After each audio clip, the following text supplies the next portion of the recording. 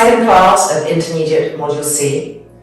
This is standing poses, core work with some new variations to get even more strength and connection in that area, and of course inversions.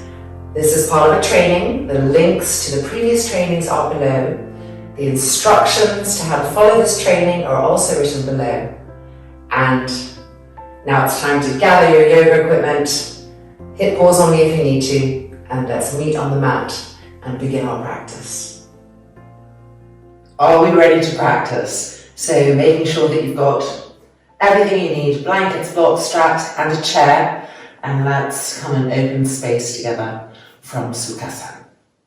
Right angle cross in front of the left.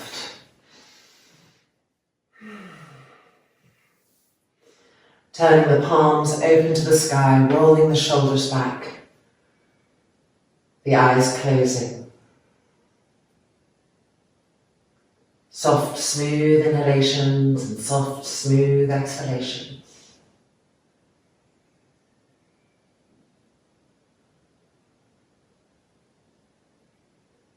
Finding the rhythm of the breath. And feeling the energy begin to circulate everywhere with the breath.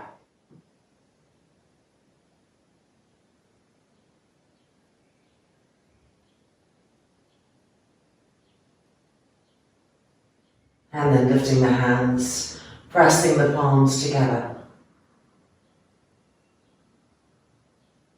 And opening our practice with one more. Inhale.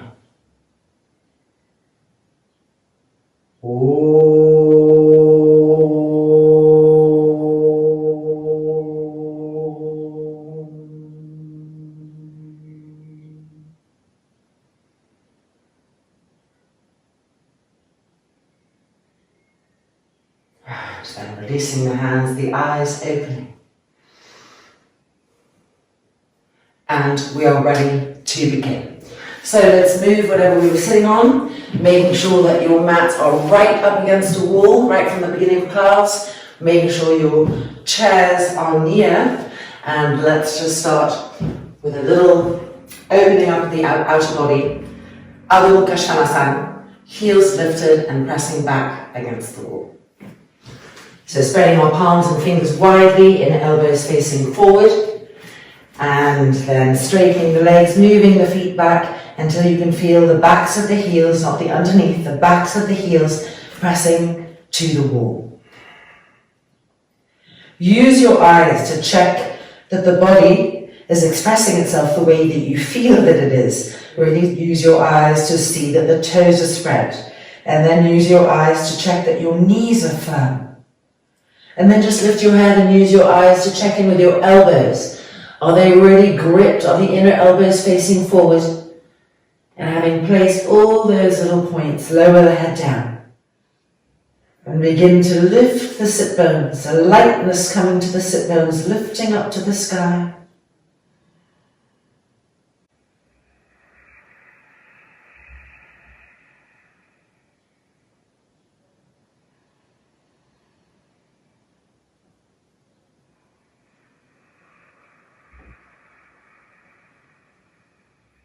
And now looking up, and we're going to step the right leg forward, finding simplified Paschimottanasana, and the left heel will be pressing against the wall. So stepping the right leg forward, fingers moving back, and placing the back foot flat to the mat, the back heel pressing against the wall. Roll the back thigh in, turn the hips, walking the fingertips forward, lowering the head completely. Using our eyes to check. Are the feet doing what we want them to? Are the knees gripping? Are the arms extended? And now push into the fingertips to push the hips, the buttocks back towards the wall as the trunk extends over that front leg. And 2. And 1. Looking up. And changing sides, so moving the hands back, right leg comes back, and left leg comes forward. Make sure the back foot is flat, the heel pressing against the wall. Walking the fingertips forward, having length, lowering the head. Using our eyes to really check the feet. Is the back heel pressing down? Is the front foot also pressing down evenly, not lifting up on the inner arch? And then check the knees. And check the elbows, that the arms are vibrant. The elbows aren't bent. And now push into the fingertips to move the hips and buttocks back towards the wall as you extend the trunk forward over the front leg. And 2. And 1. Looking up, moving the hands back and finding Adho Mukha Svanasana, heels against the wall, lifted, backs at the heels. Make sure you have enough distance between your hands and your feet, widen the downward dog. Check that your elbows are straight, check that your knees are straight. Re-lift the buttocks to the sky.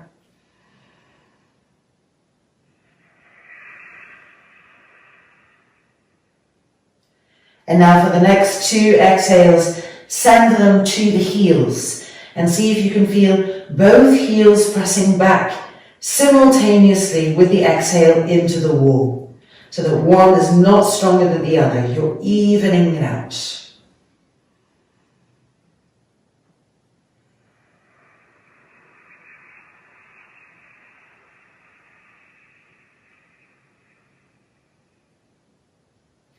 And then looking up, walking the feet forward, feet the width of the mat, hanging Uttanasana, holding onto the upper arms, dropping the head down. With your eyes, just check your feet. Lift the arches, spread the toes, press the heels down. Look at your inner ankles, don't let them collapse in, lift them up. Look at your knees, are they really firm and gripping?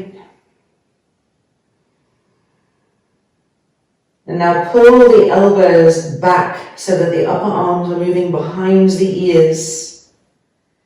And try to press the shoulder blades forward.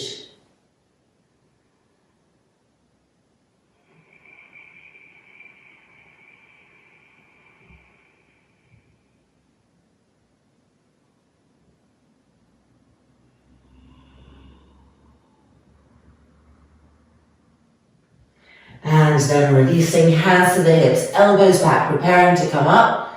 Inhaling up, shoulders back, sacrum moving towards the heels, and then stepping the feet together and finding Tadasana.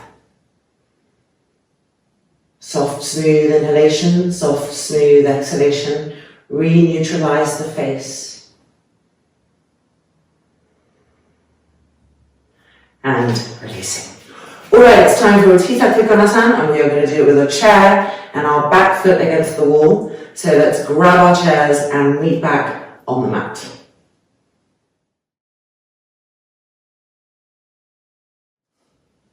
So we're going to have our right leg forward first. So the outside edge of the back foot, the left foot will be against the wall, particularly the outer heel. That's the really most important part to make sure to keep connecting.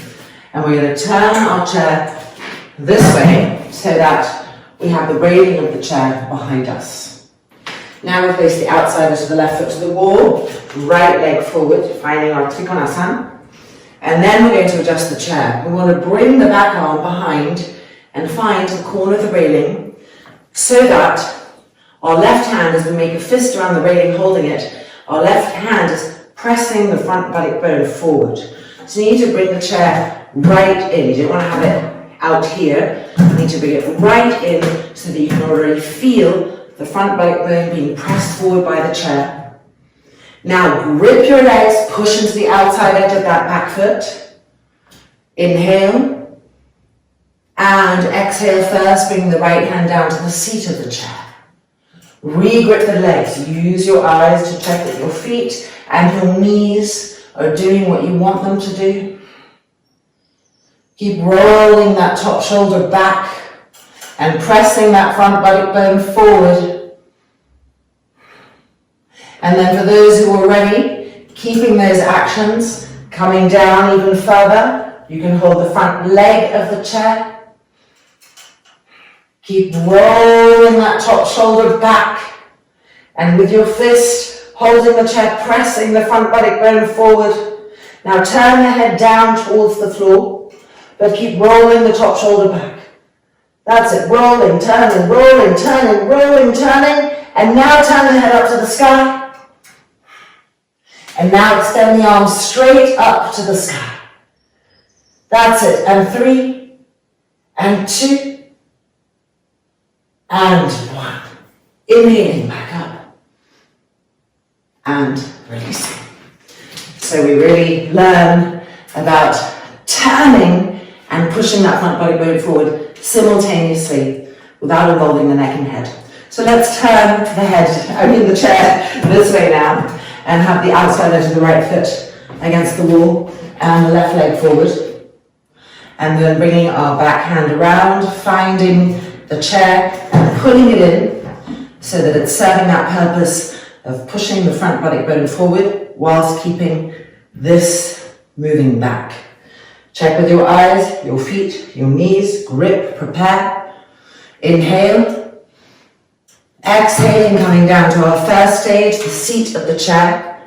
Keep pressing that front buttock bone forward, gripping the legs, pushing into the outside edge of that back foot, and rolling this top shoulder open.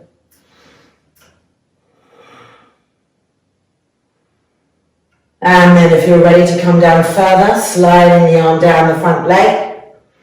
Keep rolling that top shoulder open. Pressing the front buttock bone forward. Re-gripping the legs. Exploring those actions. And now let's turn the head down, but keep the rotation of the trunk, the shoulders opening, grip the legs. Roll, turn, and now turn the head up, releasing that top arm to the sky, straight to the sky. And 3, and 2, re-grip the knees, the thighs. And 1. Inhaling up, and exhale, and releasing. Okay, just moving the chair to the front of the mat, and we're going to do Trikonasana another time really lightly, and just see what we gain from that in a classical Trikonasana, still using our back foot against the wall. So outside edge of the back foot, right leg forward. Bring the left arm behind and just press the front body bone forwards so you reconnect with the actions we just explored. And then inhale, stretch the arms. Exhale, reaching, coming down. Remember the chair, the feeling. Finding Utthita Trikonasana. Turn the head down towards the ground. Keep turning the trunk, but don't overturn the top arm. Keep pressing that front body bone forward. And now turn up to the sky. Check that your top arm isn't overturning. That's it, and 3, and 2, and 1. Inhaling up, and releasing. Changing sides. Outside edge of the right foot against the wall, left leg forward. Gripping, the legs doing their thing, the chest lifting, and remember this action. Make the imprint. And now lift the arms, inhale. Exhale, reach. Remember the actions of the chair, that top arm opening the trunk, coming down, finding Trikonasana. Keep pushing to the outside edge of that back foot. Now turn the head down, but turn the trunk up to the sky without overextending that top arm back. And now turn the head to the sky and check that top arm. And 3, and 2, and 1. Inhaling up. And exhale, and releasing. All right, time for our next pose, Virabhadrasana 2. So, taking our chair, outside edge of the left foot's going to be against the wall, and the chair is like this. We're going to be sitting on the seat. You may wish to have, if you're really stiff in the groins, a block that will go between your inner knee and this part of the chair to help keep the knee open and not turning in. And if you're very tall, you may wish to have some blankets on the chair. All right, coming in. Outside edge of the left foot to the wall, particularly the outer heel. Bending that front knee, feeling our Virabhadrasana 2. And now, bringing the chair, taking our seat. And here, if this knee is coming in, you can wedge the block here to help hold that knee in the correct place. Now place your back hand on your hip here and tense the muscle and contract it and push into the outside edge of the foot. And now relax this muscle. And now recontract it. And relax.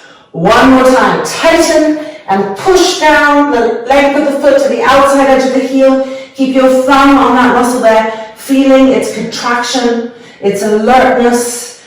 Don't let it drop. Keep squeezing, contracting, finding it. That's it. Now both hands on the front railing. Press the hands down, lift the chest up. Keep that back muscle that we were looking at contracted, the back leg firm. And now extend the arms. Do not relax that back leg. Push into the outside edge of the foot against the wall. That's it. And 5, and 4, and 3, grip, and 2, and 1. Hands back to the railing, thumb back to the hip, just feel that contraction, and then relax it under the thumb, and bring that back foot in, and release it. So, changing sides, and this is to show us how often, as we're working in standing poses, we're working just part of the leg. We want to start getting that awareness and strength connecting to these muscles here, which will then link to the spine. So how to really access that. So right foot against the wall, particularly the outer heel. Coming in, adjusting the chair so that it's right for you. And then wedging your block in to keep this front knee open. So Virabhadrasana 2. So we could just be here and think, oh, we've done it. No. Let's put this back hand on the hip and with our thumb, activate. Feel the difference in the charge. That's crucial. Relax again. And then again, activate and push into the outside edge of the back foot. Feel that firmness there and relax again. Make sure the inner arch of the foot is lifting. You're really pushing the outside edge of the foot against the wall. Hand on the back hip. And again, contract, activate, push down to the outside edge of the back foot. Now keep that. Don't let it drop. Hands to the railing. Lift the chest up. Keep the contraction. And then extend the arms. That's it. Keep that back leg firm. And 5. And 4. Lift the chest. And 3. And 2, recontract the back leg, and 1, hands back to the railing, check with your thumb, contract, and then relax, feel the difference, and release. Beautiful. This is going to lead us now to Parsvakonasana, but we're going to keep the chair as it is, because we're going to be using our arm as we did in Trikonasana to take hold of the back of the chair to really help with rotation. So outside edge of the left foot against the wall. Taking the chair in, adjusting, making sure that we have this 90-degree and that the knee is not rolling in, it's being rolled open, so push into the outside edge of that front foot. Contract this back hip with the thumb, feel it. Contract and push. That's it, contract and push into the outside edge of that back foot. Okay, inhale. Now we're inclining to the right, laying over that front thigh. Keep contracting the back hip, pushing into the outside edge of the back foot, and now slide your arm down and hold the front leg of the chair. The arm is pushing the inner thigh and the inner knee open to the correct position, keeping it there. Keep contracting the back hip. Now bring the left hand to the railing. Keep that back hip firm. Push into the outside edge of the back foot. Back hand on the railing. Turning and twisting the trunk without turning the head. Turn the head, in fact, downwards. Find the rotation of the trunk free of the neck. That's it. Walk that hand back. Turn and twist. Contract the back leg. Push into the outside edge of the back foot. And now turn the head up. And now extend the arm diagonally away. Recontract the back hip. Push into the outside edge of the back foot. And 3, and 2, and 1. Bring the arm back up and out. Recontract this back hip. And then release.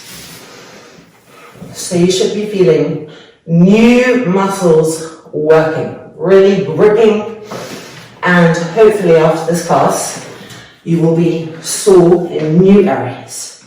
Let's turn the chair.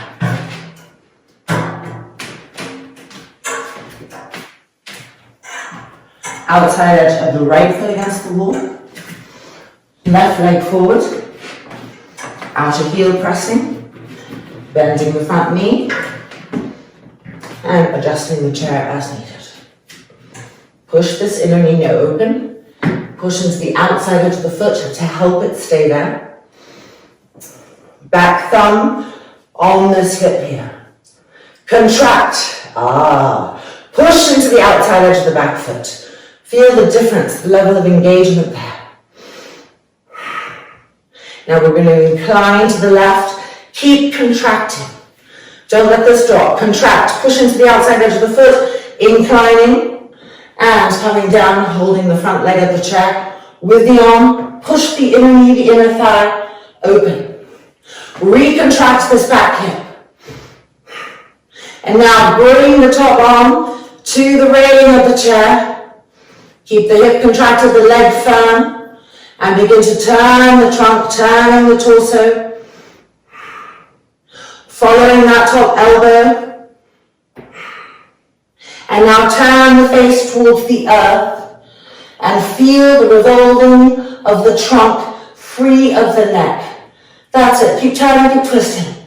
Recontract the back hip. Push into the outside edge of the back foot. Turn more. And now turn the head to the sky. And then extend the arm diagonally. That's it. And 3. Contract that back leg. And 2. And 1. Bring the arm back up. And back out. Hand to the hip. Feel. And then exhale. And release. Just coming out and easing that out a little bit.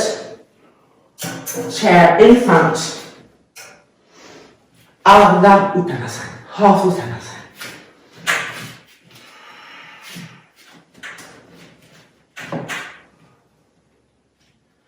This variation of Uttanasana allows us to really lengthen the spine.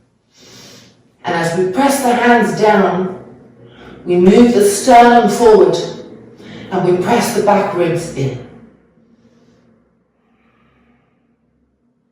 Keep the heels firm.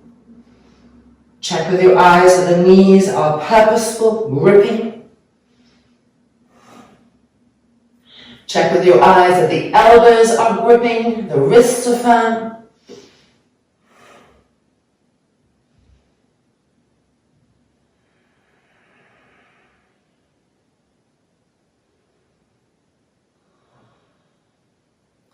And then coming back up and releasing.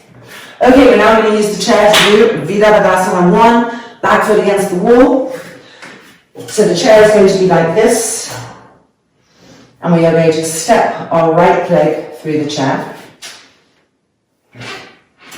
And move our left foot all the way back so the foot is verticalized.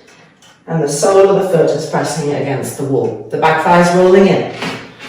All right, taking the chair and adjusting so that we feel the rim, the back rim of the chair rubbing on the front of the thigh. And that helps our back thigh to feel itself when it starts to roll out. Press the front heel down. Push into the back foot. Keep that alert. Now, the hands are on the railing. They're going to help us to do two things. As we press the hands down, we lift the spine up, so we get length. And as we press the hands down and lift the spine up, we also move the trunk back. So remember to start the action from the base of the spine. Tailbone moving forward, pubic bone lifting, and trunk moving back. Charge the back leg again. And again, tailbone forward, pubic bone lifting, push down into the hands to lift the chest up, and move the trunk back, and recharge the back leg.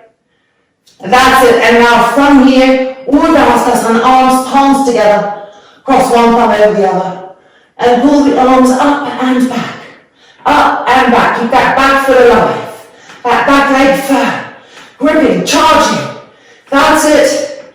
And 5, and 4, and 3, and 2, charge the back leg again, and 1, coming down, hands to the railing, lift the chest up, and then bending the back leg, and releasing. Virabhadrasana 1 on the left hand side.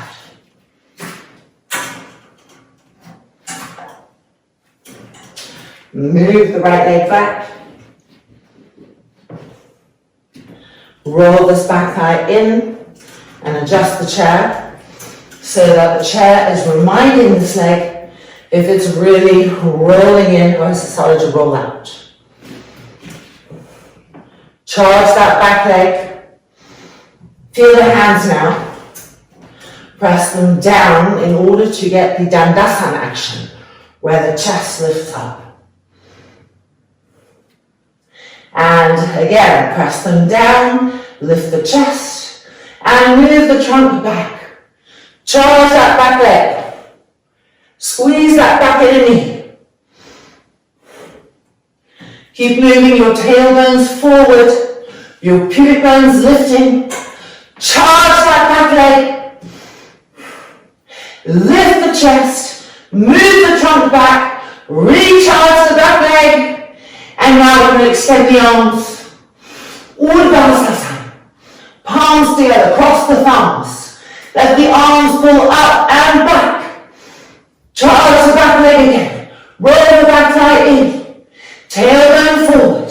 Lift the pubic bone. Get that space. And 3, and 2. Push into the back foot. And 1. Coming back down to the railing.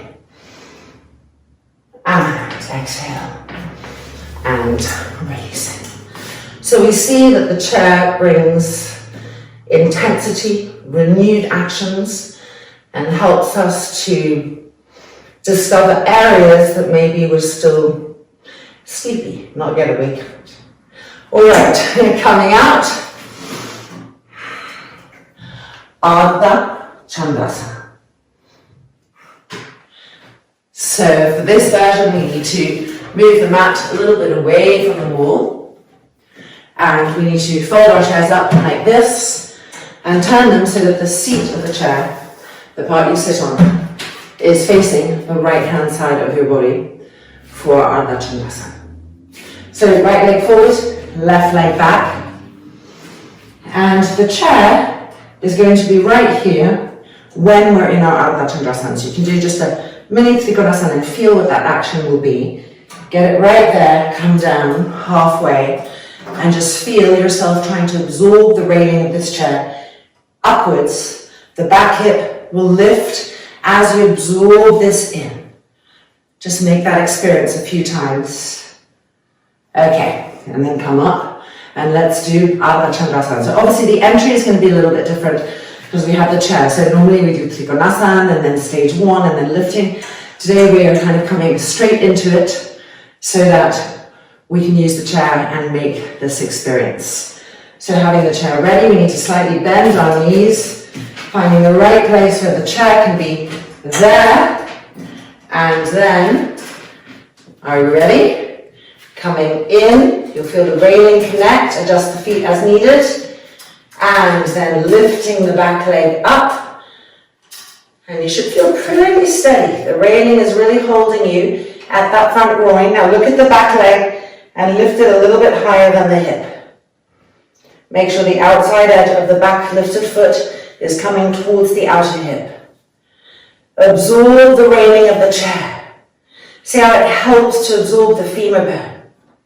Now turn the head down, but turn that top shoulder open. That's it, without involving the neck and head. Keep charging the legs, gripping the knees. There we go, good, turning. The shoulder back, grip. And now turning the head up to the sky. Recharge out through the legs. Check that the knees are firm, especially that standing leg knee. And now extend the arm up to the sky. Making sure it's going straight up to the sky, not back. And 3, and 2, and 1. Lowering the arm, and bending the knee, and coming out. And here we are. Wasn't that a lovely, light experience? All right, let's do it on the other side. So chair, the seat facing you. And let's just do a little Trikonasana to ignite that area. Just feel the root of this thigh and try to invite that in. Few times. Okay, and coming up, ready for our Ardha Chandrasana. So, bending this knee a little bit. And then this is a bit where you might need to move the chair or your foot a little bit in order to reach hold. Make sure the railing of the chair is in that sweet spot. Top hand on the hip. Use your eyes to check your back leg and lift it higher than the hip. Just slightly. Push out through the balls of the feet. Make sure the outside edge of that lifted leg is coming towards the outer hip. Keep feeling the railing of the chair being drawn into the pose. But turn that top elbow back. And now turn the head down and keep rotating the trunk, the elbow back. Keep the legs purposeful, the knees gripped. Turn, rotate, follow that top elbow. And now turn the head. And extend the arm without pulling the arm back. Having it straight up to the sky. That's it. Check that the knees are firm, especially the knee of the standing leg. Grip it. And 5, and 4, and 3, and 2, and 1. Lowering, and coming out, whoop, and back up. And just take a moment to absorb those sensations. And releasing. So, isn't that gorgeous? Okay, let's now use the chair in a similar fashion for Parshvottanasana.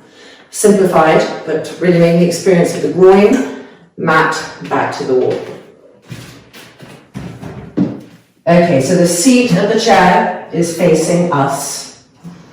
We are first stepping our left leg back. The foot wants to be at 80 degrees, not turned in all the way and not turned out too much. And then the right leg coming forward. Really taking some distance here. There's a tendency to stay short for quite a long time. I encourage you to go longer. Now make sure this thigh, the back thigh, is rolling in. It loves to forget itself.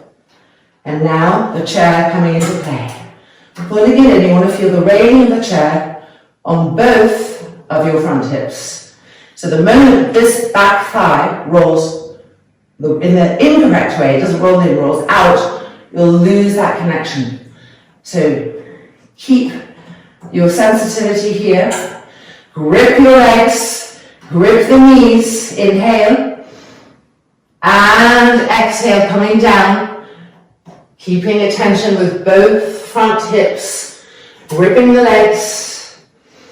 Seeing if one front hip is getting more pressure Try to even out the sensation of the railing on both front hips. The hands are coming down the front legs of the chair or as far as you can go. Re-grip the knees, the thighs. And then extend the back of the neck, lower the head down. Make sure that back heel is still firm against the wall. The back thigh is rolling in. And that you're feeling the railing of the chair and you're absorbing the railing of the chair. Keep absorbing the railing of the chair into the front groins. Feel how that moves the hips back. How that deepens the pose. We penetrate more with that action. And 3. And 2. And 1. Coming back up. Keeping those front hips even. On our way up. And then releasing and changing sides. Right foot back, making sure the foot is at 80 degrees. The heel against the wall, left leg forward. Taking some distance. To roll the back thigh in so the hips are really facing forward. Bring the chair in and let the railing of the chair find the front 2 hip bones. Be there, sensitive, a whole new place of awareness. Preparing, inhale. And exhale, coming forward. Absorb the railing back as the trunk extends forward. Keep the back thigh rolling in. Feel an even distribution of contact between the front hips and the railing of the chair. Grip the legs.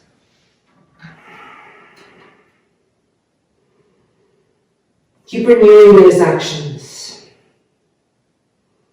Within the breath cycle, traveling inside the pose, outside the pose, adjusting, renewing, enlivening, and try to absorb the railing of the chair, absorbing it, inviting the railing of the chair and feeling how it moves the hips and buttocks back, how it brings us deeper into the pose.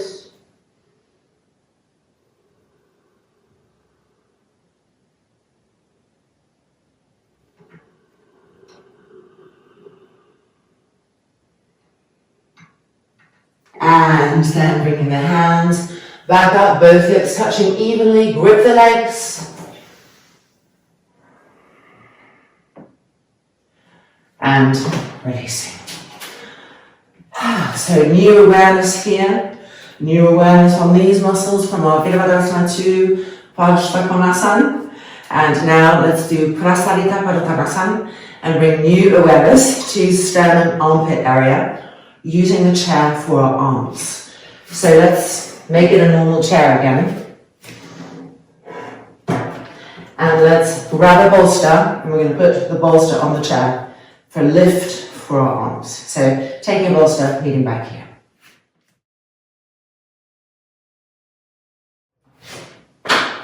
So we're going to use the wall behind us. You may wish to move your mats so that they are completely parallel to the wall. My feet don't stick on this wood, so I'm fine to just stay like this. So if you want to move your mat because your feet feel slidey, hit pause on me right now, turn your mat around, and then join back in. So nice wide legs. You can see that your chair may need to come in or out. It's going to look like this.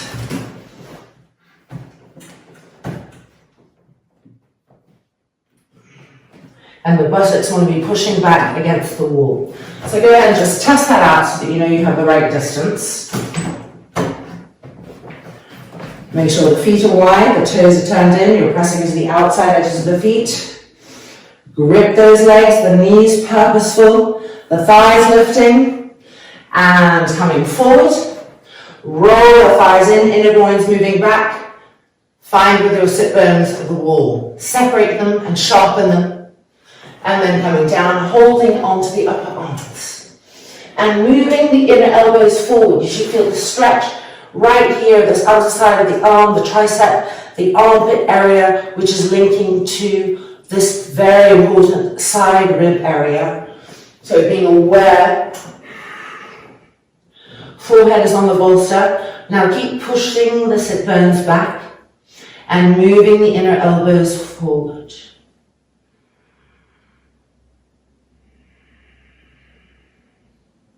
Grip the legs. Keep lifting the inner arches of the feet, the inner ankles, making sure that your outer feet are sealing, pressing down into the floor. The moment you feel your sit bones move away from the wall, press them back. Keep moving the inner elbows forward, maximizing those new openings. And now we're going to change the cross of the arms. So just changing the cross of our arms. And again, moving the inner elbows forward. And then forehead to the bolster. Press the sit bones back. Roll the inner groins to the wall. Re-grip the legs. Now travel to your back. Try to find the shoulder blades. And the shoulder blades want to move down the back towards the wall and also through the chest towards the floor. So shoulder blades moving down towards the wall and down towards the floor. Two different downs there. You get my meaning. And see how much that penetrates into the armpit area, into the tricep area. And reach into that.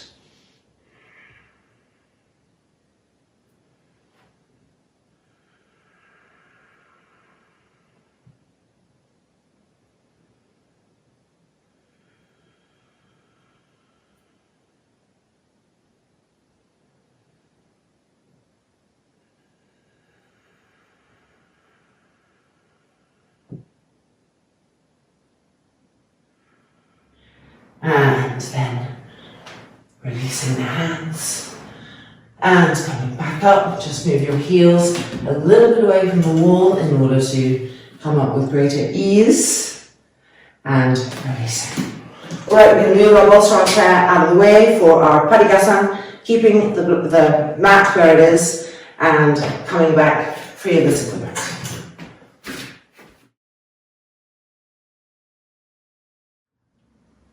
Remembering that if your knees feel sensitivity, to take a blanket and put it underneath the knees.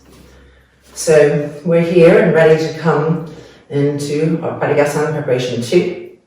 So lifting the right leg up, moving it to the side, and finding the wall, making sure that we've lined the foot up with the inner knee so that this front buttock bone can poke forward. So bringing our Trikonasana action into our Padikasana action. And now, inhale the arms up, palms together, cross the thumbs, and re-lift. That's it. Hold the outer hips together for firmness. Re-stretch the sides of the waist. Inhale. And exhale to the wall. The hands can separate, finding the wall with the palms stay facing each other. Now, we've got several things here. If there was the railing of the chair on this front groin, what would it do? Draw the imaginary railing in and feel the back hip lift and push out. Now walk this bottom hand forward, walk the top hand back, turn and twist. That's it, turn the head towards the ground. But keep twisting the trunk, so we're not involving the neck and head. That's it, and more, and more, and more. And now turn the head up, and 3. And 2, and 1, inhaling, back up, and exhale, releasing, changing sides. Right knee bent, left leg up, and finding the wall, making sure our basic alignments that we know are really in place. Grip this leg. Bolt the outer hips. And now inhale the arms up, palms together, cross the thumbs. Inhale, re-lift. And exhaling over, keeping that length. Hands separating, finding the wall. Now recreate the railing of the chair in this front groin. Absorb the imaginary railing. Feel the outer hip moving up and back as you absorb the imaginary railing. Now bring the bottom hand on the wall forward and move the top hand back, turning and twisting, but turn the head to the earth. So don't involve the neck, but keep rotating. That's it, rotating, turning, and now turn the head up. Good. And 3, and 2, push into those fingertips, and 1. Inhaling, back up, and exhaling, and releasing. Alright, stay facing the same side that you're facing, coming in for Paligasana preparation 1.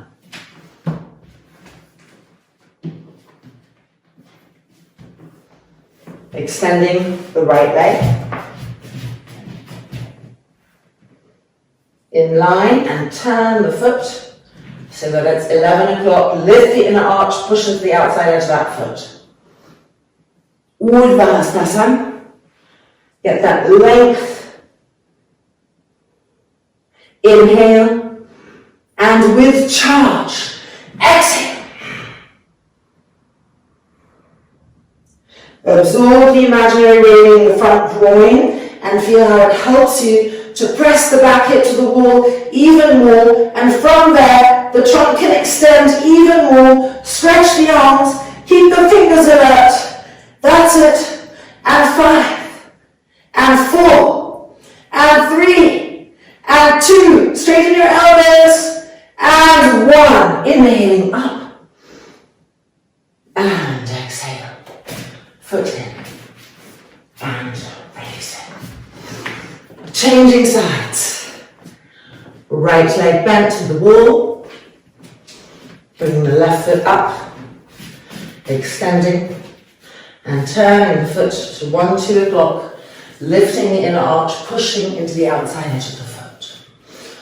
Grip.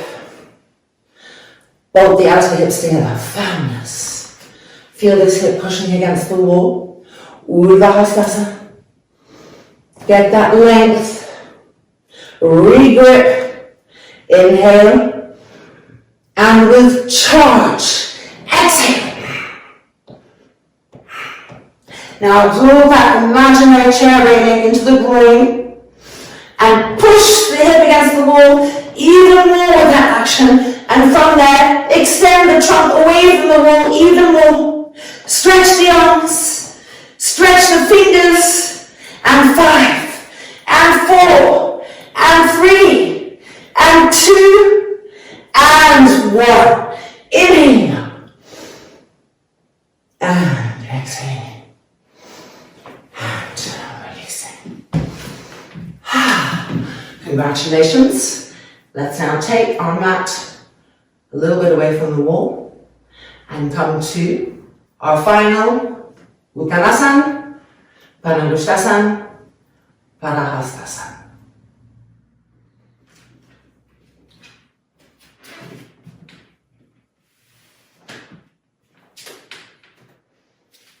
Feet the width of the mat, turn the heels out, hands on the hips, elbows back, chest lifting. Inhale, and exhaling forward. Holding onto the upper arms, hanging Uttanasana.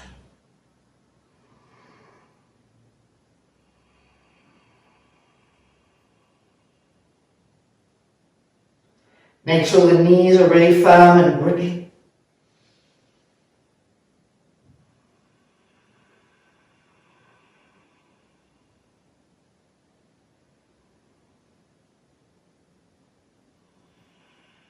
And now releasing the arms, Parangushtasana. First 2 fingers of each hand between the big toe and the index toe. Inhale, look up, grip those legs. Try to move the sternum forward like you did in your Prasarita Padottanasana. And then exhale, pulling ourselves even closer.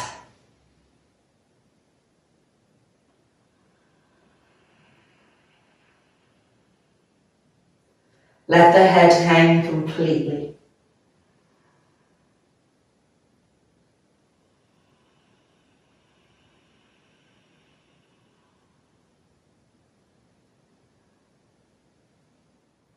And then inhale, look up, and now place the hands, as much of them as you can, underneath the feet.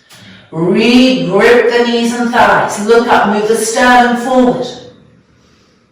And then exhale, pulling ourselves down.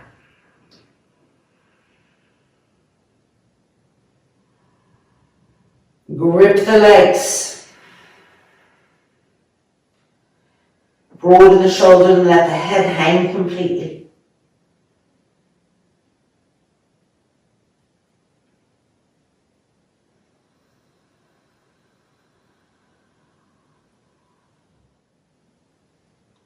And then inhale, looking up, fingertips to the floor.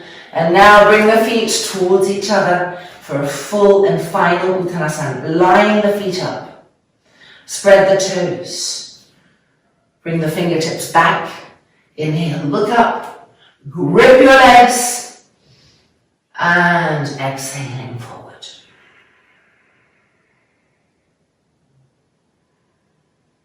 Walking the hands back if possible. Keep gripping the knees and the thighs. They're right in front of your eyes, so use your eyes to check that they're gripped and gripping.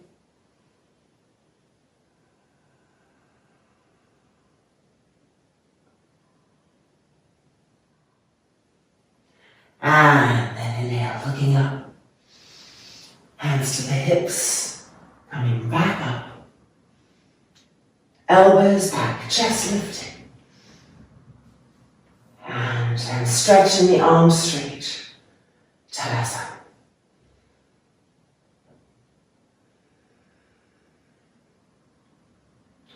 Fantastic. So it's now time for Supta Virasana, which you could do with a bolster, which you could do with 2 bolsters, which you could do 1 leg at a time, or which you could just do with 1 strap. So picking what's right for you today. And let's come to the mat for our Supta Virasana and release the tension and the effort from the legs.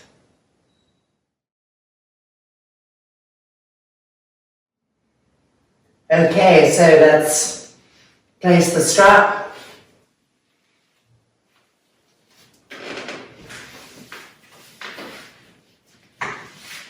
And tighten the buckle up.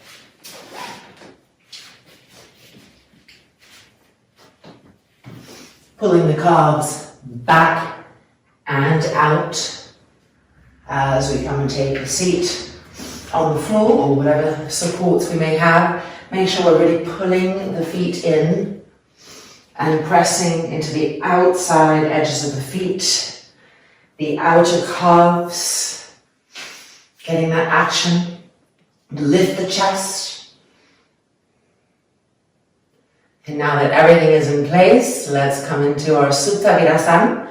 So coming down halfway, tilting the pelvis the entire way down, using our hands to make sure that we're really pushing as much as possible the buttocks towards the front of the knees. And if we're lying on the floor, the arms are straight, the thumbs are crossed, and we're having this position. If we're on a bolster, we bend the elbows, hold onto the upper arms, and bring the forearms back to the bolster. So choosing, and here we are in Supta Virasana. Long, soft, smooth inhalations and exhalations.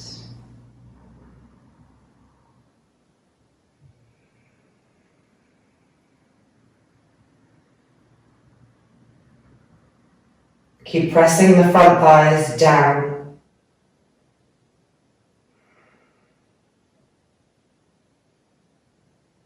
As if you were standing right underneath the curve of the quadricep muscle.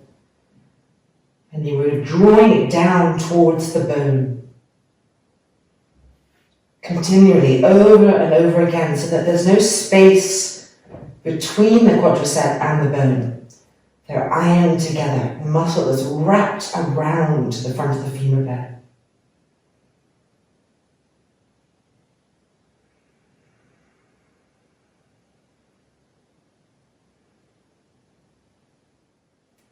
Keep stretching your arms and stretching your fingers if your arms are straight. And if you're holding onto your upper arms, keep using your fingertips to pull your elbows back, getting that length in the armpit area and the ribs underneath the armpit.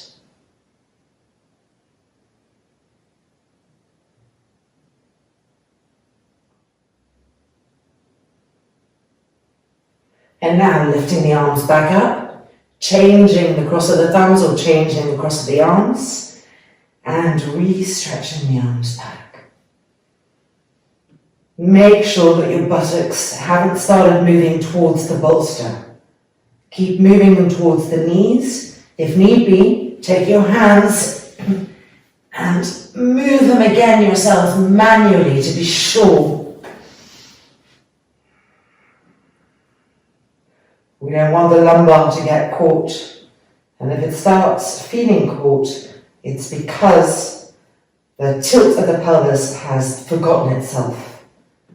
So stay really present in that area. Ironing at the same time the front thighs towards the thigh bones.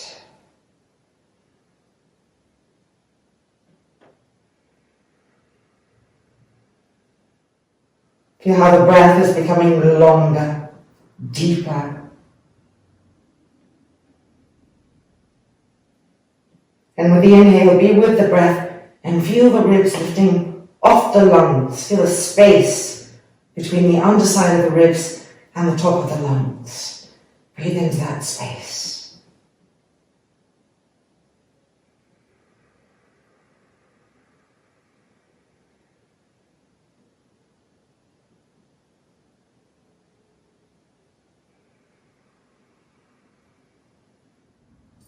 And now we're going to prepare to come up, so release the arms, making our way up. And as we come up, make sure to reintegrate the belly button towards the lower back. Don't push it forward. Keep inside the body, the lumbar and the core connecting. Now lift the buttocks and just move them back. Virasana. And now let's widen our knees apart. Make sure we're still in Virasana. The calves moving back and out. The outer feet pressing down. And we're coming forward to Yoga Mudrasana. If we had a chair here and the railing of the chair was in our front groins, how would we invite the railing of the chair in as the trunk extends forward?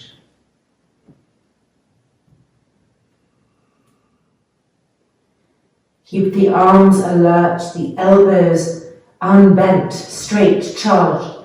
The fingertips pressing down to move the hips back as we extend the trunk forward.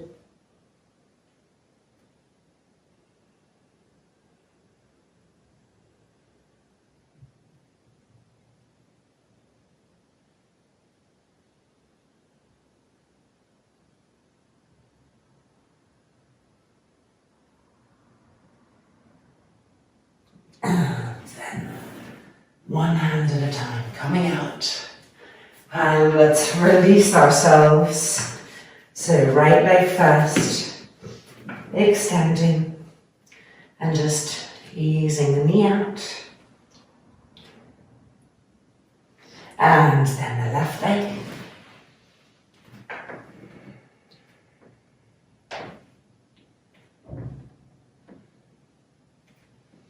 And then a quick little Uttanasana. Holding the back heels. Look at your knees and grip them.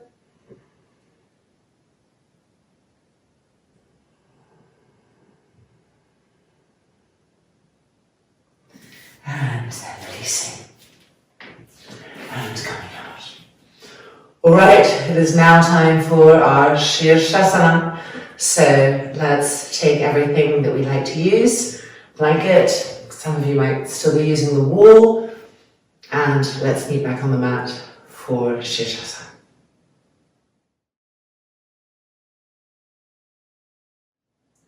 So we have 3 minutes Shirshasana, followed by Urdhva Upavishta Konasana in Shirshasana, followed by Baddha Konasana in Shirshasana, and then coming down. So in order to do Urdhva Upavishta Konasana in Shirshasana, if you are still using the wall, you need to not be right up against the wall because your hips and buttocks need to move back a little bit to accommodate the weight of the legs coming down. So do just make that little adjustment for yourselves. And let's begin. Preparing, making sure our outer elbows are not widening, they're scooping in. Interlocking from the roots of the fingers, the tips of the thumbs touching. Getting that bracing action, pressing down the forearms, lifting the shoulders up.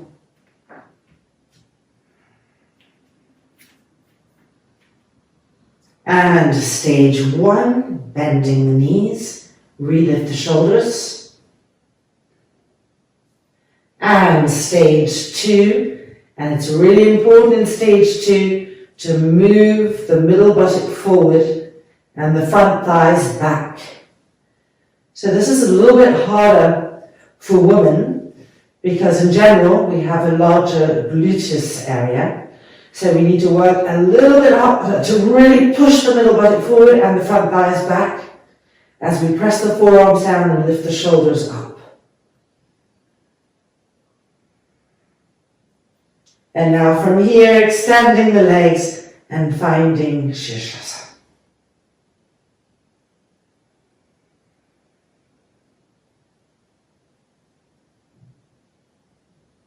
Line your feet up. Inner big toes touching. Spread the base of the foot.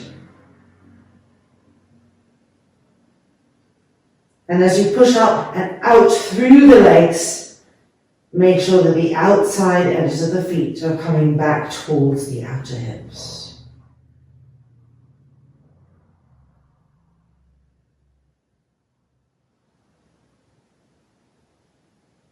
Check that your legs aren't too far forward, which brings the weight a little bit too much towards the forehead.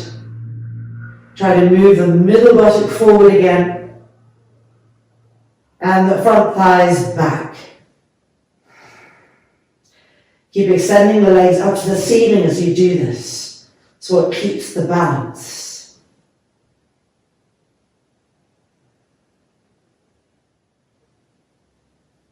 Keep the outer wrists firm. You're drawing the lats in. And then again, check the hips and the legs. Middle buttock forward and front thighs back and feet charging up to the sky.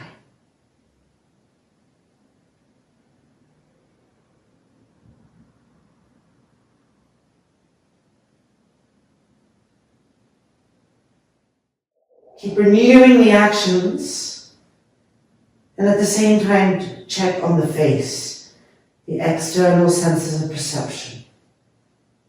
Soften them. Be more with the senses inside the body, feeling, not expressing through the outer body. Recharge the legs. Feel the knees gripping. Feel the ankles sharp. Feel the feet reaching for the sky.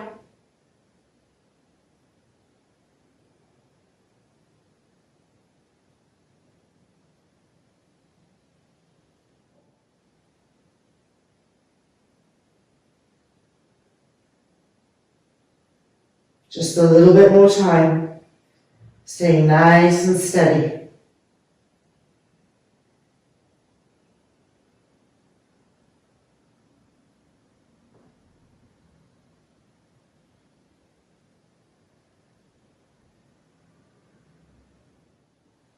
And preparing now for our variation, Urdhva Upavishta Konasana. So first of all, we are opening the feet, keeping the heels touching, but opening the feet away from each other. And now travel to the root of the legs, where they start inside the hips, and roll the inner groins away from each other. Then move to the knees and roll the inner knees away from each other. And now we're ready to start descending our legs. Feel lines of energy running through the legs, pushing out through the feet. So the legs have a firmness, a purposefulness in their descent down and slightly diagonalized to the front. Grip the roots of the thighs into the hip sockets. Keep lifting the shoulders up. Feel how the hips need to slightly move back, and we can better absorb the femur bones into the hip sockets. Push out through the balls of the feet. And ensure that the outside edges of the feet are coming back towards the outer hips.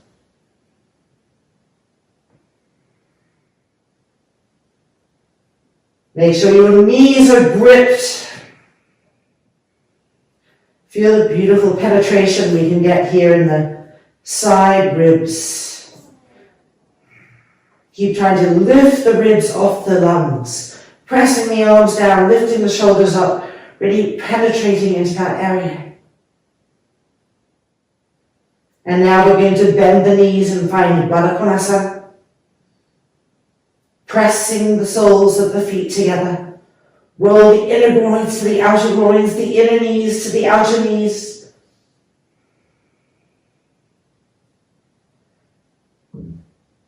Keep lifting the shoulders up, lats in.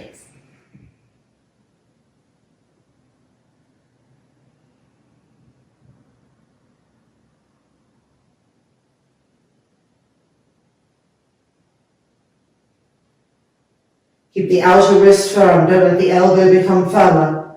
Press down evenly into the forearm in order to lift the shoulders up, almost there.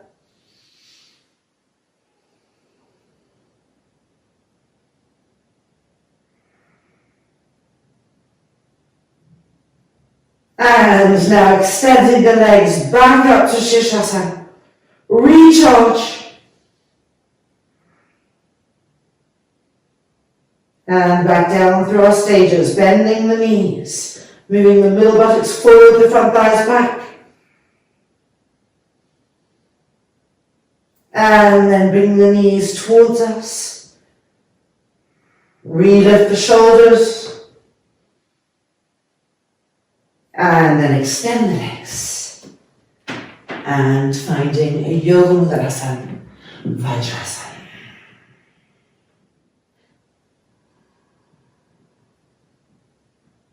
Make sure the palms are facing each other and that the upper arms are rolling open away from each other. Firm your elbows.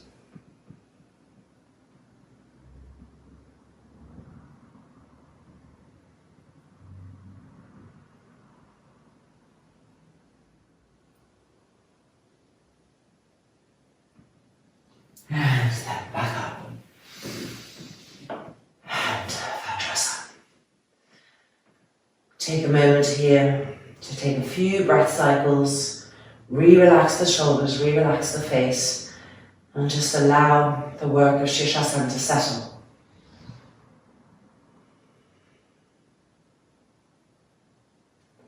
And then releasing.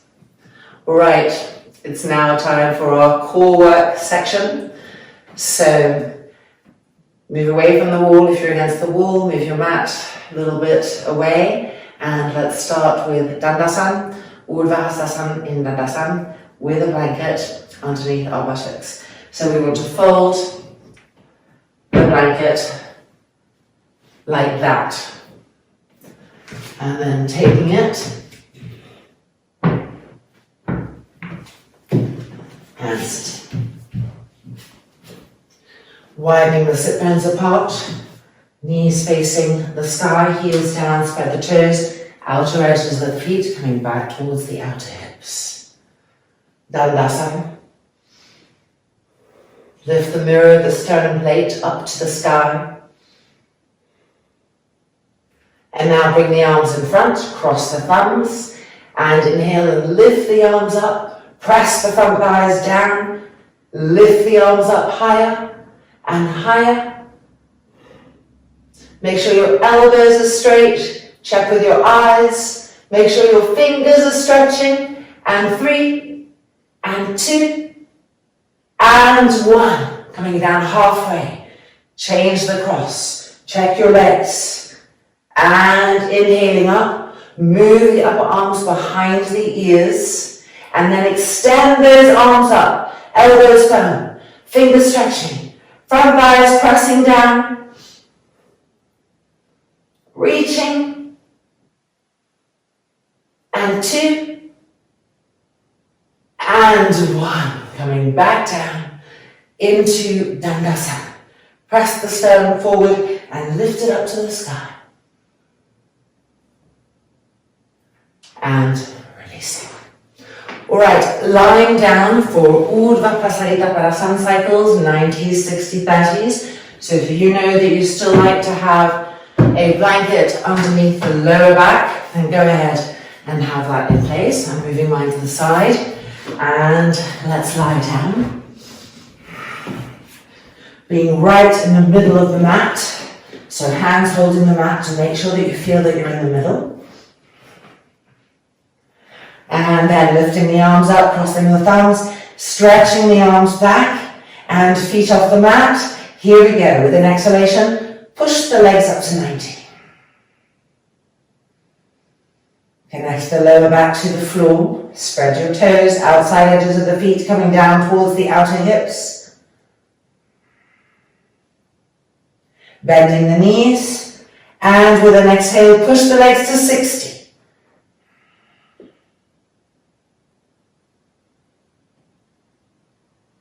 Pushing through those feet, pressing the lower back down, and bending the knees, and with an exhale to 30. Keep pushing through the balls of the feet, squeeze the knees straight, squeeze your elbows, stretch your fingers, and 3, and 2, and 1, bending the knees and feet to the floor. Rest the inner knees against each other, relax the abdomen. Lift the arms up, change the cross of the thumbs, and stretch the arms back over, feet together. This time we're going to start in 30 and then go to 60 and then to 90. So, bending the knees, remember to time the pushing out of your legs with the exhalation. Inhale, exhale. Push through the balls of the feet, the outside edges of the feet coming back towards the outer hips. Keep trying to press the lower back down. Squeeze your elbows. And 5, 4, 3, and 2, and 1, bending the knees, contact the lower back to the floor, and inhale, and exhale 60 degrees. You can see your feet now. Make sure the outer edges of the feet are not moving away like this. Pull the mat, push through the balls of the feet, lower back pressing to the ground. Stretch your arms, squeeze your elbows, and 5, and 4, and 3, and 2, and 1. Bend the knees. And exhale and push up to 90, which seems just positively delightful after the last 2. Draw the femurs into the hip sockets. The inner groins rolling away.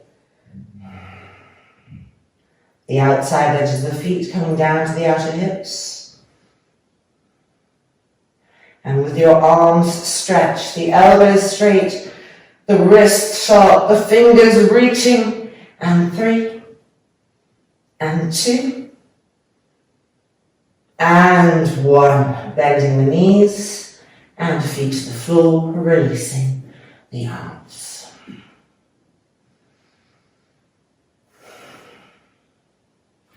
Rolling over, coming up, Paripurnanabhasan, Ardhanabhasan, and then a dynamic interchange between the two. So, starting from Dandasana. Coming in, arms, and push the legs.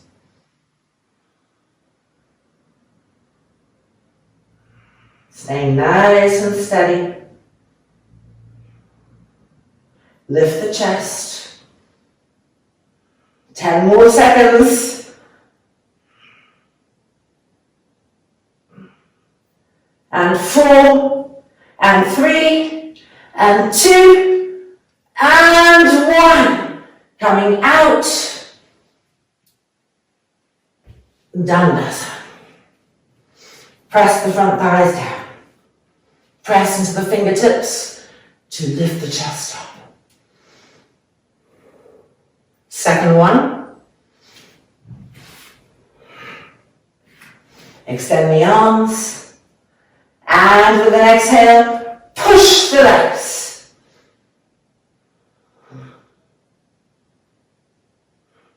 Check that your knees are straight, your elbows are straight, palms facing each other. Keep lifting the chest.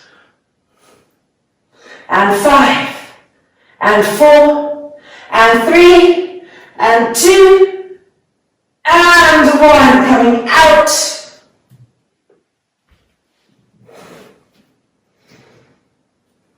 Dandasana. Ardhanabhasan. Different type of work. We're rounding the spine. Some different actions. Arms in front, interlock, and bring the arms back, holding the back of the skull with the hands, and then open the elbows. And we begin. Curling down, drawing the belly button towards the lower back, elbows open, and lift charge. Squeeze those knees.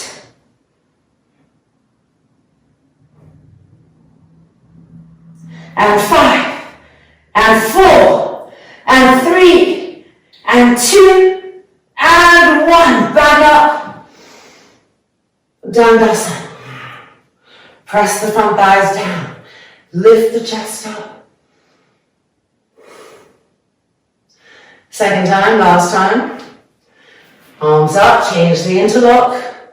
Bring the hands behind the back, the skull, and open the elbows.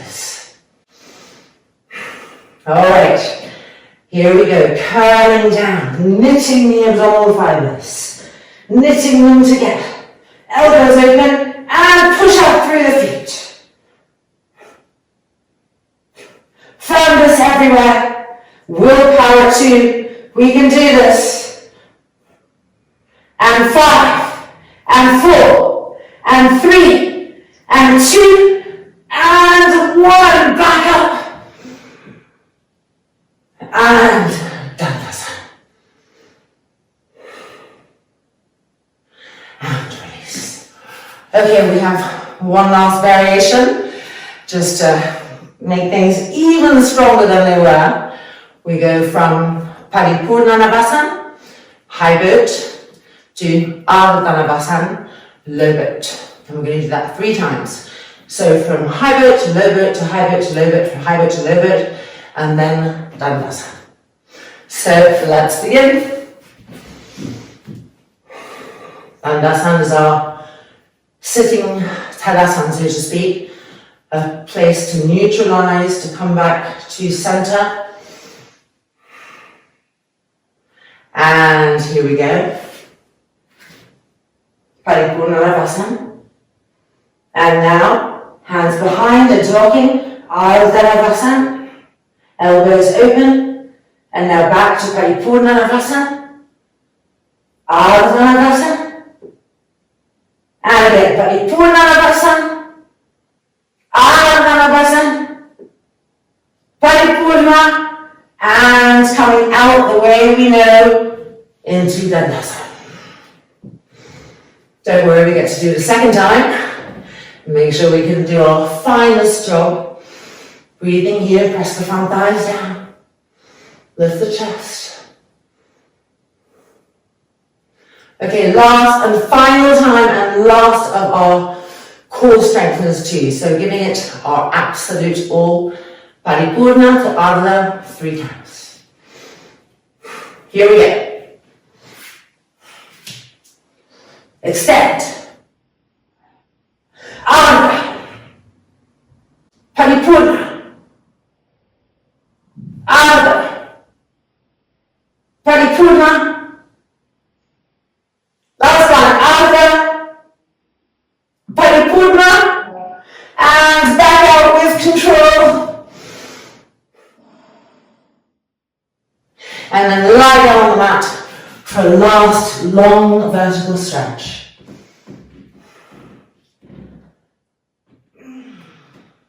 With the heels, pull your buttocks towards them. Knees firm, elbows firm, fingers stretching.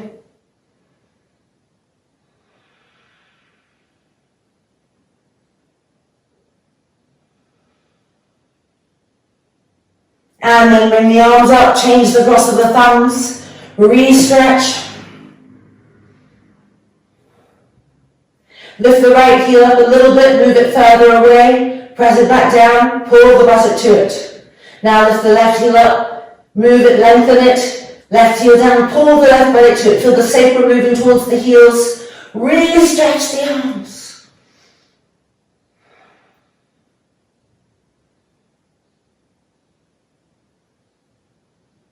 And then exhale and release.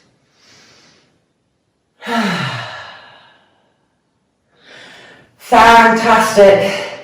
We can roll over, come out, and it is now time for Sarvangasana. So taking your blankets, your bolsters, and leaning back on the mat for our Sarvangasana cycle.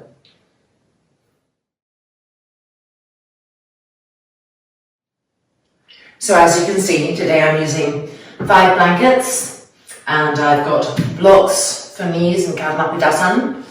So our series is going to be Sarvangasana for 3 minutes, coming down to Halasana, 1.5 minutes each side of Halasana, then Karnapidasana, and then we come back up to Sarvangasana and we do Ekapada Sarvangasana and Parshvaika Pada Sarvangasana.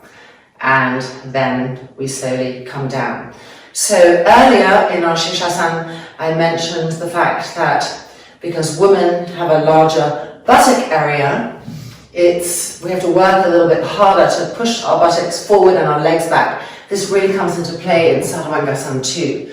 And so if you feel that you've been having trouble doing that, you've been feeling that the legs are coming more towards over your face, then whether you're a man or a woman, take more height, because having more height is going to help you to better access that area and to push the buttocks forward and the legs back and transfer thus the weight really onto the shoulders and the upper arms and the elbows. Alright, having said all of that, if you need to press pause to gather more blankets or try it out in a different way, do that, and let's come into our Sarvangasana. So we have the loop in our strap. Now, depending on your character type, some people, after a bit of time of practicing this way, can start getting really too tight with their loop. They think, well, I'm doing my body good to go tighter and tighter. And there's a point where it becomes aggressive and actually unhelpful. So if that might sound like something you've been doing, try today loosening the strap a little bit wider than the inner armpits, just to see what that brings to your Sarvangasana. And if on the contrary you're someone who's been keeping it really loose, then try tightening a little bit. So basically challenge your tendencies and see what arises in the pose as a result of that. Okay, let's come in.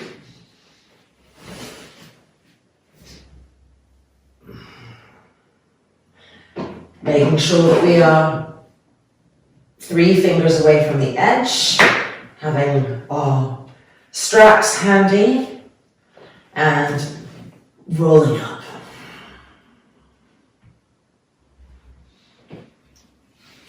Straps on, and then interlocking the fingers and rolling each shoulder back.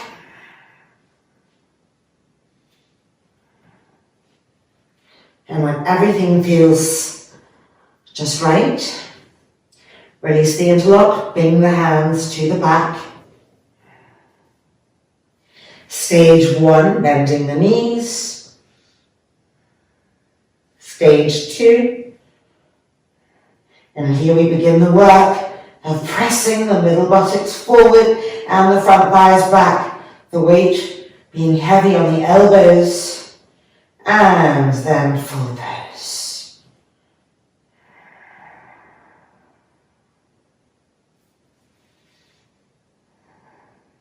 Make sure that the entire hand is on the back, that you haven't lifted off the wrists, just having a portion of the hand. Try to get the hands lower and to press the wrist into the back, and from there the hand, pressing the back ribs up.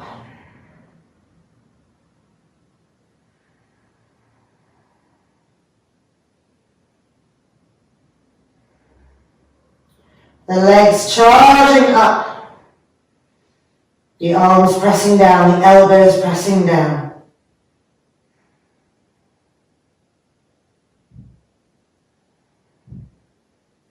Check that you're not allowing the back to rest on the hands. Make the hands purposeful, again, get them even lower. Make sure the wrists are connecting, the whole hand, pressing the back ribs in and up, giving them that extra lift. Middle buttocks forward and front thighs back. Check that the knees are flat.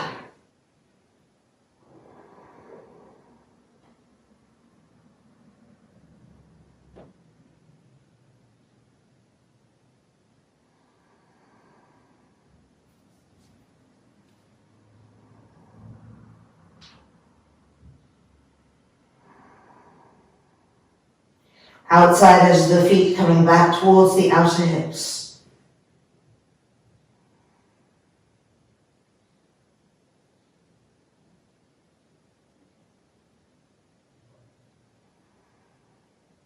Inner big toes touching. Reach up to the sky. Reaching, reaching, reaching. Make sure your knees are gripping.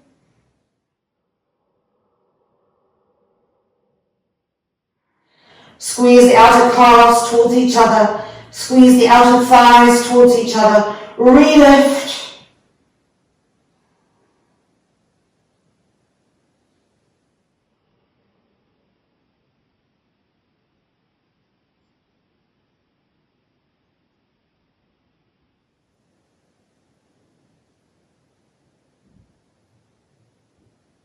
And now preparing to come down to Halasana.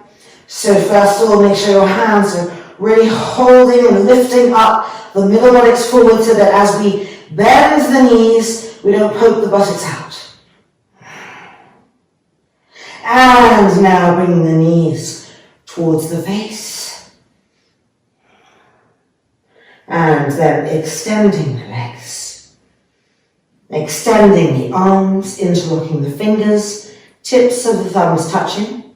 Roll the shoulders back and press the arms down and press the front thighs up.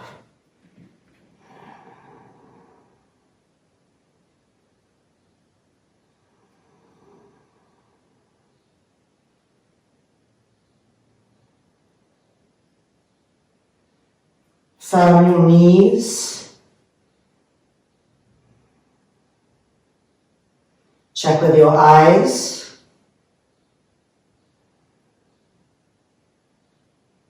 Firm the elbows. Press them down.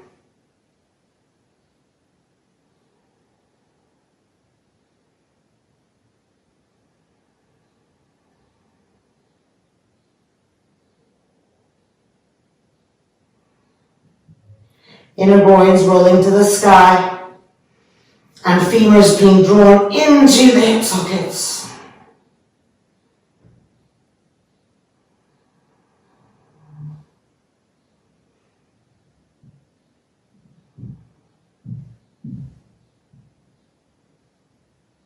And now changing the interlock of the fingers.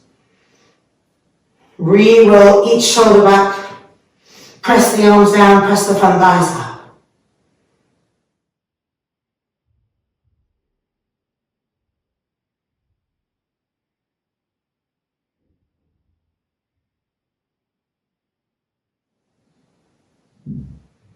Invite the femurs continually in to the hips. Raise your eyes so you can see your knees and grip your knees, and then have your inner eyes gripping the elbows.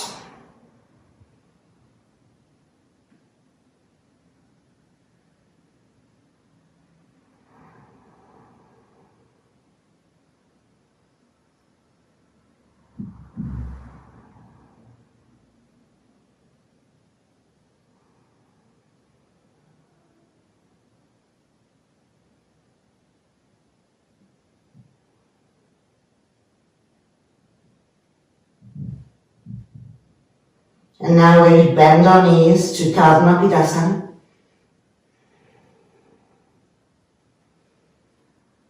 And finding the blocks, or if you're not using blocks, finding the floor. Keep rolling the shoulders back, pressing the arms down in order to better get the back body, the back ribs, the shoulder blades. Teaching them to press in and up over and over again.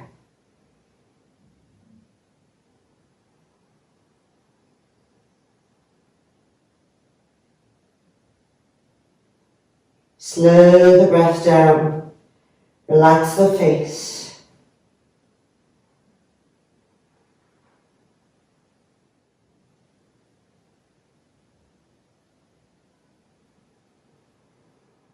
And now let's change the interlock of the fingers behind the back. Re-roll the shoulders back. Press the arms down.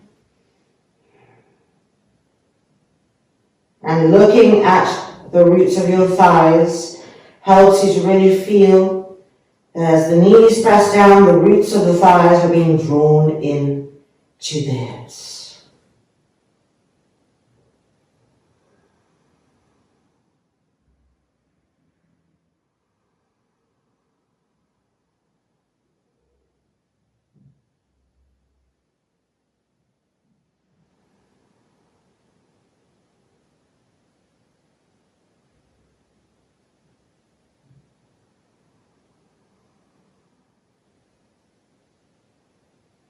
Here we're preparing to come back to Halasana, so turn the toes under, straighten the legs. The shoulders are well rolled back, hands on the back, coming up forward. Sarvangasana through our stages. And then extending the legs, the wrists against the back firm, the hands firm, Sarvangasana. And now Ekapada Sarvangasana, left leg fixed. With control, with awareness, lowering the right leg.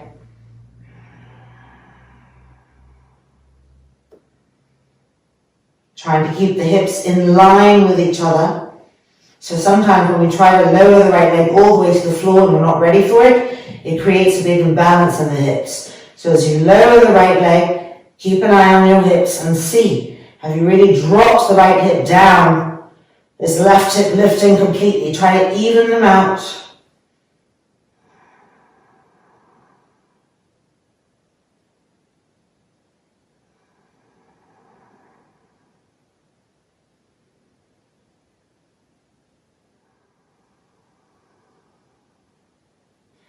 Coming back up, Saladhanasana.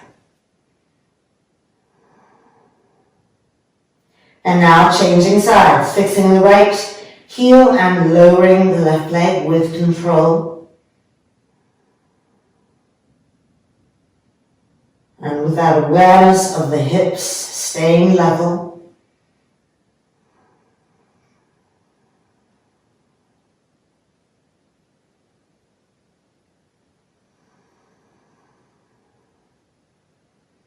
make sure the knees are still straight and gripping.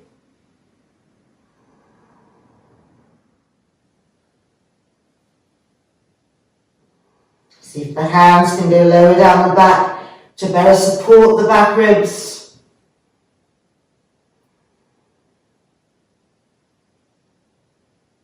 And then back up, Sarvangasana, we're almost done. Parsvaika Sarvangasana.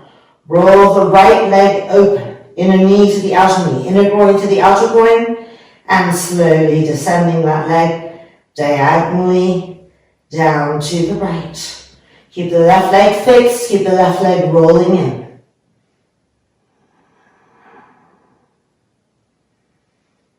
It's okay if you don't reach the floor. Just have that evenness in the hips. The knees squeeze, the roots of the femur bones coming into the hip sockets. The back ribs pressing in and up.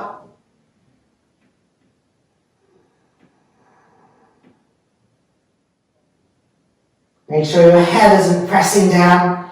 Make sure it's the shoulders, the arms, lifting back up, Sarvangasana. And now, fix the right heel and roll the left thigh open all the way. And slowly descending with control. Use your eyes to watch the legs, to watch the integrity.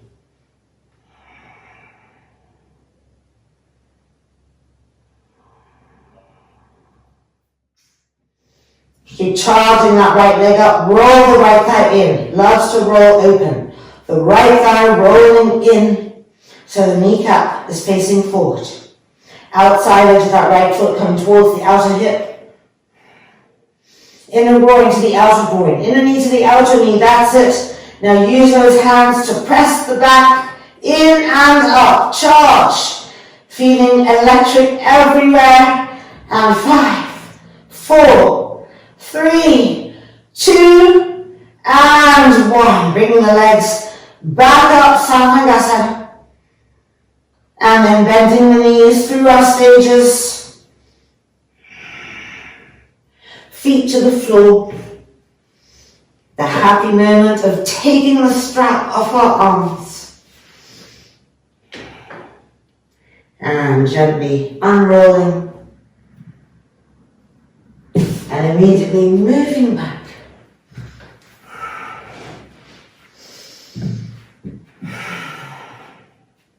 Then take your hands and hold the back of the skull so that the entire cervical spine feels as long as possible. Then with your hands, put them on your trapezius muscles here, and as you roll the shoulders back, move the trapezius muscles down away from the ears.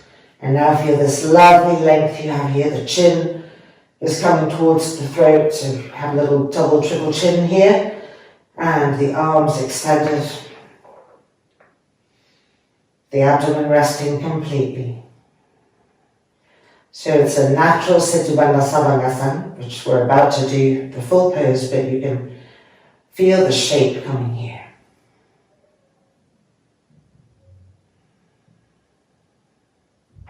And now rolling over to the right and back up. Alright, before our Setu Bandha Sarvangasana, Jatara Parivartanasana. So let's move our blankets and everything out of the way and meet back on the mat with a strap for our Jatara Parivartanasana, which always feels so great after Sarvangasana.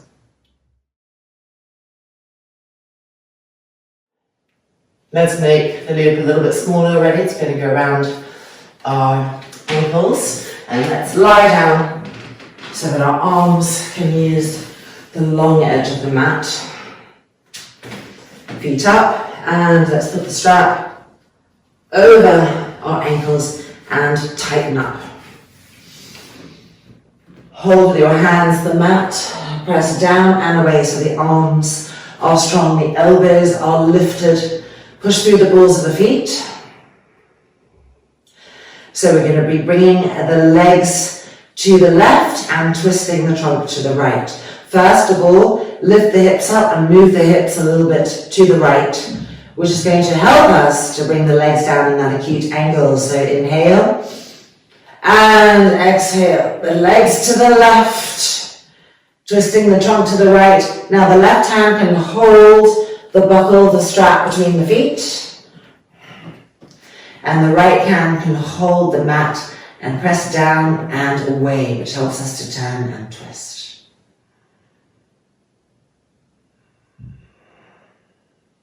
Keep ironing the front thighs to the thigh bones. And keep trying to lengthen the front spine. Don't let the front spine shorten.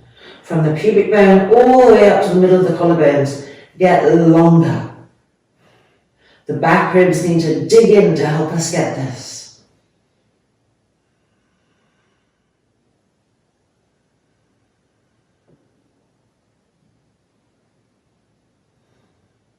And now both hands holding the mat because we're preparing to lift. And ready? Lift. And now we're moving the hips to the left. So lifting them up, moving them to the left, so that we can better descend our legs to the right hand. Ready? And exhaling down, making sure those feet are coming up high enough so you can then hold the strap with the hand and turn and twist to the left. The left hand holding the mat, pressing down and extending away. Keep gripping the legs, the knees straight, ironing the front thighs to the thigh bones, and looking for that length in the front spine. Lengthen the abdominal cavity, lengthen broadness in the sternum plate. Keep turning, keep twisting, back ribs turning to better help us.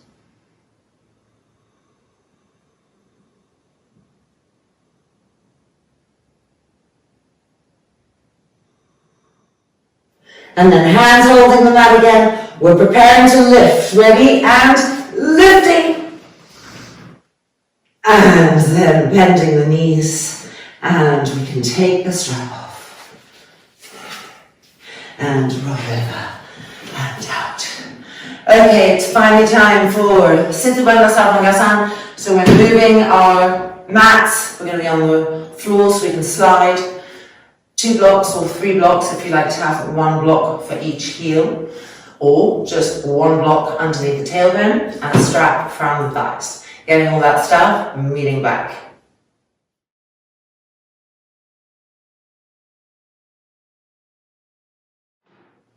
So if you're using blocks for your feet, having those in place, remembering that you have 2 heights to choose from. The tallest height, which is going to create the least amount of archingness, which might be good for you, or taking it down to here, or you can even take it lower and test it out. So that's if you like to have your heels on something. And then of course you need a 3rd block for the tailbone. I'm just going to go with 1 block today underneath the tailbone and nothing underneath my heels.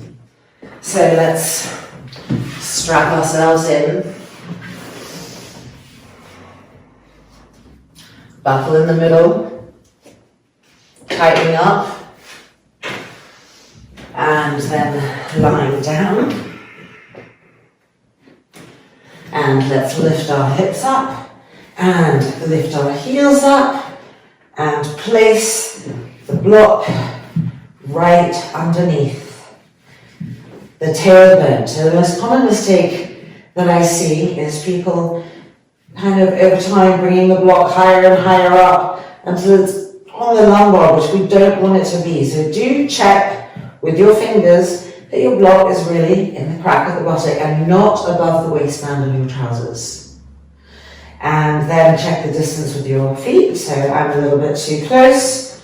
So I'm interlocking my fingers behind the back of the block. And then as I push into the feet, I'm pulling the block with me until my legs can be straight. If you are still feeling a lot of sensitivity in the lower back in this pose, remember to take breaks. Do the legs straight and then come and bend the knees. Make sure you're tilting the pelvis. The body can take a long time in certain poses to get used to it and to decipher it and have it feel clear. So don't push through things. Honor whatever your vehicle is going through, and slowly, slowly, everything comes. Rolling the shoulders back, the arms firmly pressing down. Press the heels down, squeeze the knees straight, push the feet into the wall. Iron the front thighs to the thigh bones.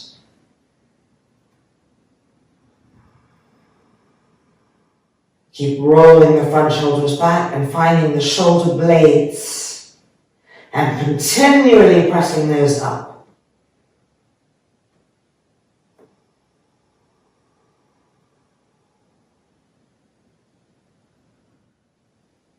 Keep making sure that your lower buttocks are moving towards the heels.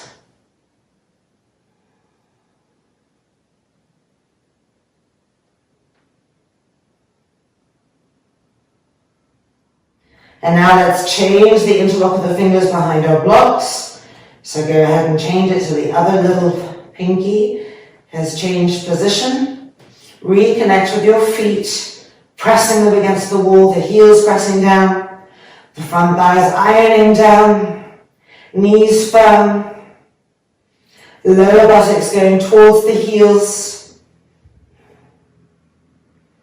middle buttock pressing up.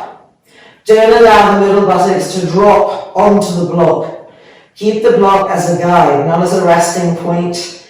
So tailbone pressing up, middle buttocks pressing up continually. Front shoulders rolling back, arms pressing down, wrists pressing down. And then find the shoulder blades and press them up.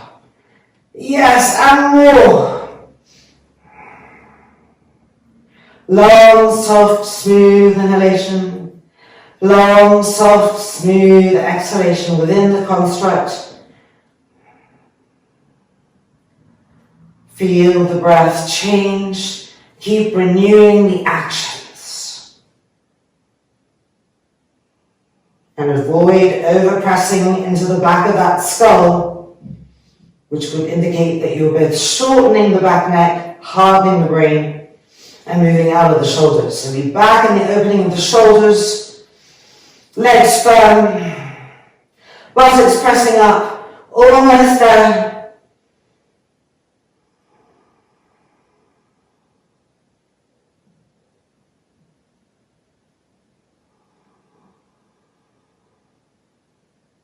And we're going to prepare to come out. So first of all, bending our knees.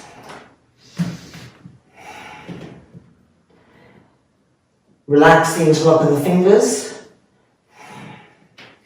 And press the hands down into the ground and lift the hips up. And then back down to the block. And now move the hands so you're on the outer edges of the hands, the palms facing each other. And press the outer edges of the hands and the arms down, lift the hips up, and come back down. And now turn the arms so the backs of the hands are pressing on the floor, the palms are facing up, press down, lift the hips up. And now let's move our block and come down.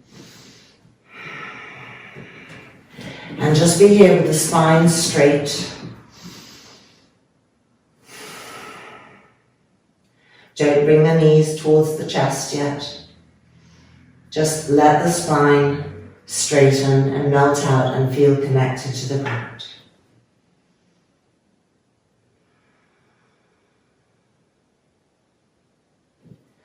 And now we can take the strap off and just have a light dvipara, not pulling the knees too close, just light. You And wiggle the hips a little bit from left to right. Just for those of you who are still sensitive in that area, this helps a little bit. And then feet to the ground and coming out. Yoga Mudras in Sukhasana. With the block for the forehead, taking the height that works for you. So maybe you need 2 blocks or 3 blocks, or block with some blankets on it. As we come forward, the belly button moving back, really important, especially after Siddha Savamasa.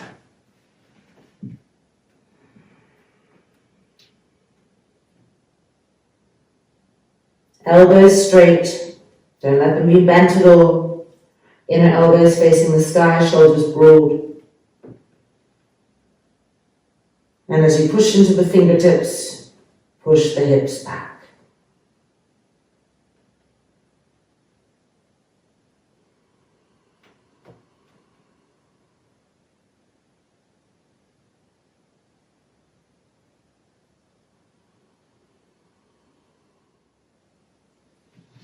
And then coming back up, notice that beautiful quietness. Let's change the cross of our ankles. Yoga Mudras and Sukhasana.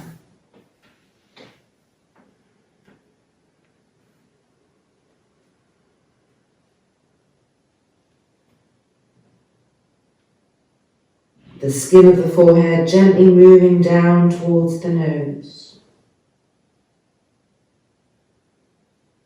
And keep moving the shoulders out to the side, away from the ears.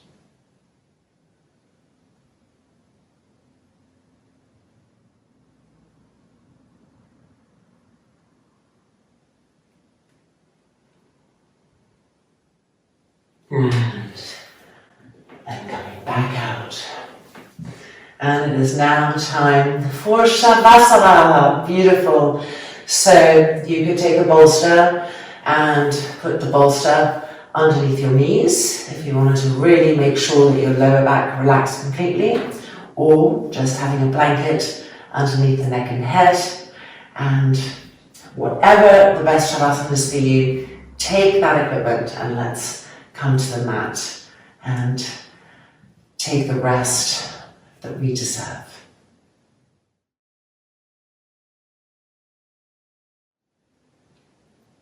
As you can see, I am using a bolster underneath my knees today, and lying down, lifting the hips, and with my hands manually moving the sacrum towards the bolster so that our lower back is really completely feeling the support of the earth. Not one little part of it is lifting up, it's just fully held. The legs relaxed and opening. If the legs aren't comfortable, adjust the bolster until they feel comfortable. The blanket underneath the neck and head. And then extending the arms diagonally away, not too close and not too high, diagonally out, so that our shoulders can open. We want to feel that the back armpit, the part that's touching the floor, is flowering up through the front armpit, energetically flowering up because our front shoulders are rolled back. So back armpit to the front armpit. Sides of the neck nice and even. And then, with an exhalation, closing the eyes. Being in a place of no more effort now. No more trying or striving in any way. No more purpose or intent. Just complete letting go-ness. Over and over again. Just melting into the ground.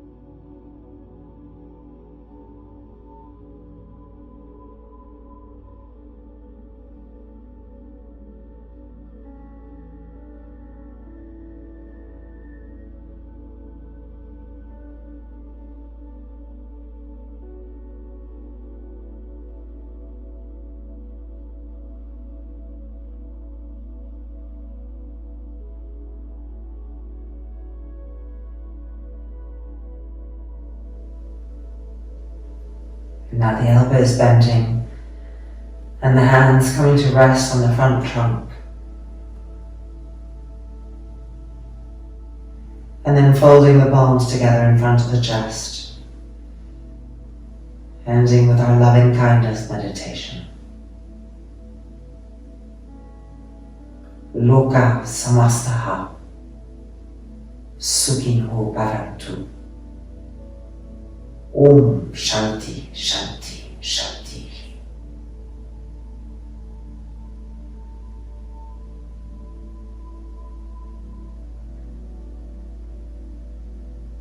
The hands releasing back to the abdomen. The eyes opening. A diffused gaze that sees out but sees in, that sees forward but sees backwards, sees out of the sides of the temples as well. And then coming onto the right hand side.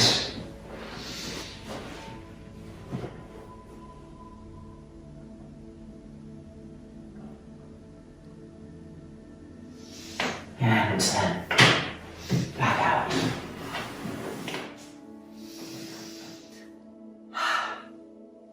Welcome back.